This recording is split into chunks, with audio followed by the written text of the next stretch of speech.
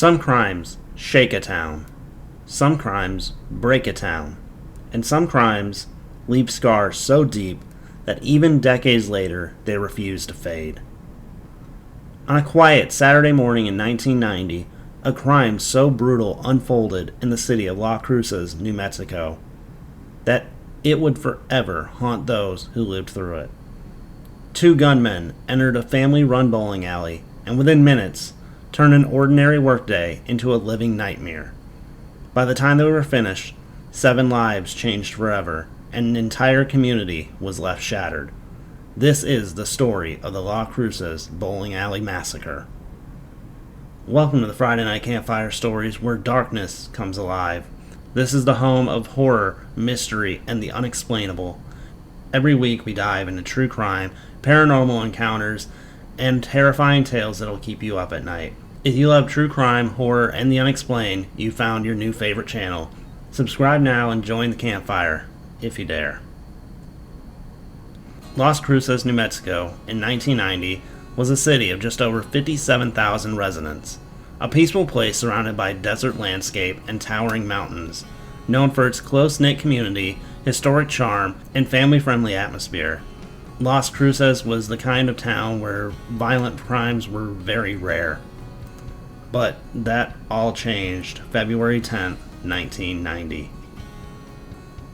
Just off Amador Avenue, nestled amongst strip malls and gas stations, stood Las Cruces Bowl, a local bowling alley that had become a staple for families, league players, and teenagers looking for some weekend fun. Inside, the sound of crashing pins and cheerful conversations filled the air most days. It was the kind of place where kids spent their birthdays and adults unwound after a long work week.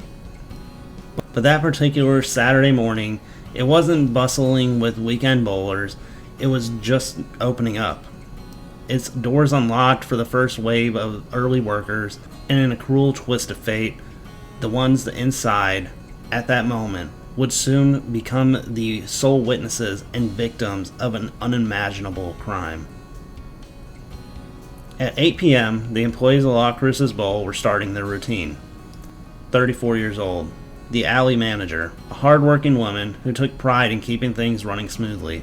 That morning, she was preparing for the weekend rush. Ida Holguin, 33, a dedicated employee who had worked at the alley for years. She arrived early that morning, ready to help open. Melissa Repass, 12 years old, Stephanie's younger daughter, who often accompanied her mother to work, especially on the weekends. Amy Hauser, 13, a friend of Melissa, who had spent the night at the Repass home and tagged along that morning. Steve Turan, 26, the bowling alley's mechanic and pin setter, a young father balancing work and family life. That day, he had his 2 daughters with him. Paula Holguin, 6, Steve's eldest daughter, who actually didn't share any relation with Ida, who loved spending time with her dad at work. And then Valerie Turan, 2 years old, Steve's youngest daughter, too young to understand the crime that was about to take place. The doors were unlocked and the day was beginning. They had no idea in just minutes their lives would be changed forever. February 10th, 1990. What started as a normal Saturday morning at the Las Cruces Bowl would soon become one of the most haunting unsolved crimes in American history. 2 armed men entered the bowling alley after just opening. What happened next would only take minutes, but it would feel like a lifetime for those inside. At 8:30, the gunmen arrived. Las Cruces Bowl had just opened the doors when 2 men, armed, wearing dark clothing, walked in. They were calm. Too calm. They knew exactly where to go. Inside, Stephanie, the manager, was in the office preparing for the day. Ida was nearby, ready to assist customers. Melissa and her friend were hanging out, unaware of the danger that had just entered. The men didn't hesitate. They forced the women and children at gunpoint into the manager's office. The men demanded money. Stephanie complied, opening the safe and handing over what she could, approximately $5,000. But it wasn't enough. 8:33, Steve arrives. As the robbery unfolded, Steve Turan, the bowling alley's mechanic, walked in, holding hands of his 2 daughters, 6-year-old Paula and 2-year-old Valerie. He wasn't supposed to be there that morning, but sometimes life has a cruel way of placing people in the wrong place at the worst possible times. The gunmen didn't expect him, but they weren't about to let him walk away. With 7 people now crammed into the office, the situation turned even darker. At 8:34 a.m., the gunmen had the money. They had no reason to stay, but they had already decided that no one in that office would leave alive. Without hesitation, they opened fire. One by one, each victim was shot. They fired at least 7 times, ensuring no one would survive. Melissa and her friend Amy were hit. Stephanie was shot. Ida was shot. Steve was shot. Paula was shot. Little Valerie, just 2 years old, was shot. At 8:36, the gunmen weren't done. Before leaving, they set fire to the office, hoping to destroy any evidence to ensure that no one, if by some miracle they were still alive, would make it out. Then, just as quickly as they arrived, they vanished. They left all 7 bodies, blood pooling across the office floor, smoke rising, and a crime scene that would never be forgotten. But what the gunmen didn't know is that people were still alive. At 8:37 a.m., despite being shot in the head and critically wounded, 12-year-old Melissa managed to regain consciousness. Through sheer survival instincts, she crawled to the phone and dialed 911. Emergency. Please help me. Oh, whoa, slow down, slow down. We were all shot and hold up. Okay, where are you at? 1201 East Amador, Las Cruces Bowl. Las Cruces Bowl? Yes. Okay, and there were shots fired? Yes. All of us were hurt. Huh? All of us were hurt. I think I'm the only one conscious. All of you were hurt? Okay, we'll get an ambulance rolling. Please. Okay, what's your name? Melissa Repass. Please hurry. Okay, Melissa, we've got them dispatched. Did you see who did it? No, sir. They told us all to get down. They shot me 5 times. Okay, we'll get them rolling, Melissa. Just hang on, take a deep breath. We've got patrol units en route. How many people are hurt? 1, 2, 3, 4, 5, 6, 7. 7 people are hurt? Yes, I think. 7 subjects hurt. Okay, Sorry. okay, Melissa. It hurts. It hurts. Okay, Melissa, I've got an ambulance and I've got the police officers en route. They'll be with you just shortly. Okay. Okay? You didn't see what any of the men They were just took wearing? all of our money. You didn't see what any kind of the men were wearing or anything? No. Nothing, huh? They just walked in? Uh-huh. Do you know if they were black men, white With men? mom, black man. They're both black. 2 black men? Yeah. Okay. No, they've left. 2 black male. Please hurry. Okay, okay. It's okay, Melissa. There's a fire, too. There's a fire? Right on the desk. They're going to burn us up. Are the men still there? I don't know. You don't know? I don't know. They put us in the office. They put you in the office? Yes, I need a fire engine, too. Please help me. 10-2. Okay, Melissa. She said they locked them in the office. She doesn't know if they're still there or not. The door's open. There's a fire. It's on Amador, yeah. Please Can you help. smell smoke, Melissa? Yes, I can see it. Okay. Can I get the fire Fire extinguisher? department, too?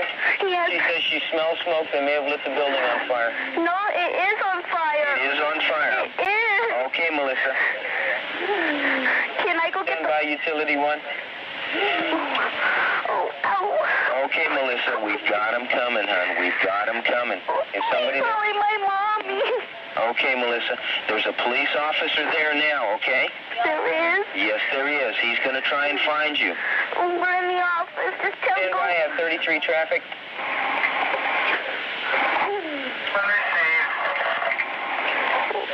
God, Okay. for the dying, I know it. Hold on, Melissa. We've got the ambulance coming. They're just down the street. Huh? She advises all 7 are shot. They're injured. They're in the office. Where's the office at, Melissa? You go in the door to the front desk, and then you take a right, and we're right in the building. Okay. She says you go in. First left, take a right, and they're right there at the office. Okay, I'm giving the directions on how to get to you, to the police officers that are there. Oh my God, please help me. We're helping you, Melissa. We've got them rolling. Okay? Gotta be brave. Gotta be strong now. Okay? Oh God, it's gonna burn us right now. Okay. Can you see flames? Yeah. Okay. It's burning us. Okay. Oh, I got bullets in my feet. Okay. The bullets in my head. The bullets in your head, too? I can't. None of them are talking. I'm still here. Go ahead. I hear the officers telling you to get out. Get I out. can't. There's nobody else. Was that the police officer telling you to get out? Yeah. Then get out. Okay. Okay? This 911 call would become one of the most chilling pieces of evidence in this case. The police and paramedics arrived, and they found a scene of pure horror. 4 victims did not survive their injuries: Steve, Paula, Valerie, and Amy. 3 others miraculously survived: Melissa, Stephanie, and Ida. But even though they lived, they would carry the weight of this tragedy for the rest of their lives. 2 men who walked into the bowling alley that morning. They stole $5,000, but they took so much more. A father and his 2 daughters gone. A teenage girl gone. 3 others wounded beyond repair in a town forever broken. 35 years have passed, and still no arrest, no justice, no answers. Who were these men that did it? Why did they kill innocent children, and how did they disappear without a trace? At 8:40, the first officers arrived at Las Cruces Bowl, just minutes after Melissa's desperate 911 call. What they saw inside was beyond horrific. Blood covered the office, smoke lingered from the fire, 4 bodies were still lifeless, 3 others somehow still breathing. As paramedics worked to save the survivors, detectives worked to save the case. From the beginning, police were struggling. There were no security cameras in the bowling alley, no footage of the gunmen, no fingerprints. The killers left behind nothing obvious. The fire failed to destroy evidence, but what evidence? There was little for the investigators to go on. Still, there were theories. Theory 1 is that a robbery just went wrong. At first, detectives leaned towards a simple explanation. This was a robbery that escalated. The gunmen took $5,000, they killed the witnesses to cover their tracks, and they burned the crime scene to erase evidence. But there were problems with this theory. Why the children? Cold-blooded criminals might kill adults, but execution-style killing a 6-year-old and 2-year-old, that suggested something far more sinister. And why target a bowling alley? There were bigger cash businesses nearby. Why risk killing these people for what was, in the grand scheme, a small amount of money? Something felt off. Theory 2 is that it was a targeted attack. What if this wasn't just random? What if it was somebody at the bowling alley was the real target? Stephanie was the manager who was shot but survived. Could she have been the intended target? And plus, the gunmen seemed too calm according to the witnesses. It's like they knew exactly where to go. Some investigators believe the bowling alley was chosen for a reason, but in the end, they couldn't prove it. Another, more sinister theory pointed to the Las Cruces' growing drug trade.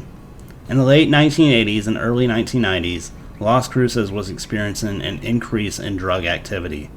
Some investigators quietly suspected that the robbery was just a cover, that the massacre was a message or a hit linked to something much bigger. No direct evidence ever surfaced, though. Some believe that the truth lies in the underbelly of the city's crime scene. But there's one more clue. The survivors, Melissa, Stephanie, and Ida, had all seen the gunmen. Working with police, they created composite sketches. Suspect number 1 was Hispanic or Native American male, 28 to 34 years old, around 5'10", medium build, dark hair, and a mustache. Suspect number 2, Hispanic or Native American male, 17 to 22 years old, around 5'6", slimmer build with dark hair. These sketches were widely circulated, but still no arrests were ever made. Looking at the survivors, Melissa, who was 12 at the time, survived being shot in the head, grew up, but remained deeply haunted by that morning. She later moved away from Las Cruces. Stephanie also survived, but was left permanently affected by her injuries. She died in 1999 from complications related to the shooting. And Ida recovered physically, but struggled emotionally for years after the attack. No one was ever fully healed, but how could they? Despite the nationwide coverage, despite the FBI being involved, despite thousands of tips over the years, the killers still have never been found. 34 years later, the same question lingers. Who were they, and why did they kill? Of all the theories, the robbery gone wrong explanation is what makes the most sense to me. The money was their first priority. They demanded the safe to be opened immediately upon entering, meaning they were there for the cash, not just for violence. And $5,000 is a relatively small amount, which suggests these weren't criminal masterminds. They were just desperate. They also were not professionals. If they were hitmen or organized criminals, they wouldn't have needed to kill so recklessly. They didn't wear gloves, yet there were no fingerprints. Either they were extremely lucky, or they were just simply careless. They set fire to the building, but they didn't use any accelerants. This suggests that they thought the fire would spread faster than it actually did. If they would have planned properly and would have had that mindset, then the whole place would have been engulfed and there would have been nothing left. In the end, I think they truly just panicked and overreacted. Attempting to kill 7 people in broad daylight is an extreme, even for a robbery. The overkill suggests rage, fear, or just straight up incompetence, especially when it comes to 2-year-old Valerie. This is perhaps the most chilling part of the case. The 2-year-old couldn't have identified them, and even if she could, there's no way that she would have gotten every detail correct. You can only imagine what Valerie was going through at that point, and there's no way that she would have been in her right mind been able to describe who these 2 men were. This shows that they were either completely heartless or, again, they just panicked and decided no witnesses meant no one left breathing. So if these weren't professional killers, who were they? They very well may have been local criminals who needed fast cash. They could have been first-time robbers who didn't know how to handle things when it escalated. Or there is a possibility they were just the cruelest kind of criminals, ones who didn't care about human life at all. Now let's look at everything that suggests that it was a targeted hit. Another theory was that somebody at the bowling alley was an intended target. Stephanie was shot but survived. Was she the real reason they were there? Steve was the only man killed, and the killings didn't start until Steve got there, so was it something to do with him? Were they there looking for him, but he didn't show up until a few minutes later? This theory is interesting, but also presents one major flaw. If this was planned, the killers wouldn't have needed to steal the money. They also wouldn't have needed to execute so many people. If it was a targeted hit, it was most likely on one of the adults, not on one of the children, so really could have just been one of the adults getting shot. And also, why would they go to that person's place of work? Why not go to their home? Obviously, if they're targeted, they probably know a lot about them. So that's why I don't believe that this was a targeted hit. A hit is usually fast and efficient. This crime was just chaotic, which makes it seem more like a robbery to me. Still, there's one detail that sticks out. The gunman knew exactly where the office was, and they knew people would be inside very early in the morning at a bowling alley. Could they have had inside knowledge about everything? Now let's look at the theory that it was a drug-related crime. As I stated earlier, in the 80s and 90s, Las Cruces had a growing drug trade. Some believe the robbery was just a cover-up for a possible deeper crime. The killers very well could have been cartel-affiliated enforcers or local drug dealers making a statement. But this theory definitely shows some weak evidence. No one linked to the bowling alley was known to be involved in drugs. A cartel hit would have been much more methodical and much more planned and prepared. Unless we're missing something, unless someone in that building knew more than they ever let on, I don't really believe this is a drug-related crime. One more possibility is, were they actually serial killers? It's a long shot, but it hasn't been ruled out. The killers were described as calm, almost detached when they executed their victims. They showed no hesitation in killing the women and children. If this was just a robbery, why shoot them at all, especially at point-blank range? Could this have been a thrill kill disguised as a robbery? Some killers start with a robbery and escalate to murder. Could they have been responsible for other unsolved crimes, possibly? Or did they simply vanish into obscurity after committing the worst crime of their lives? After all the theories, here's what makes the most sense. The killers were amateurs, possibly young, most likely local. They planned a robbery, but things escalated too quickly. One of them or both of them panicked, and instead of walking away with just the $5,000 cash, they decided that no one could be left alive. They thought they had to erase the evidence, but left behind too many questions. And yet, they were never caught. Did they flee the country? Were they protected? Or are they still out there, watching, waiting, living ordinary lives? 35 years later, the Las Cruces bowling alley massacre remains one of the most chilling unsolved crimes in America. And the worst part about this one is, we most likely will never know the truth. We've explored every angle, every theory, every horrifying second of that morning, but at the end of it all, we're left with nothing but questions. Who were the two men inside who walked inside the bowling alley that morning? Why did they choose violence so quickly, so brutally? Where did they go after they vanished from the scene? Despite decades of investigation, the case remains open. There are no known suspects, no arrest, no solid leads, and no answers. And yet, someone out there does know the truth. Maybe it's a former friend, a relative, an ex-lover, someone who saw or heard something but never came forward.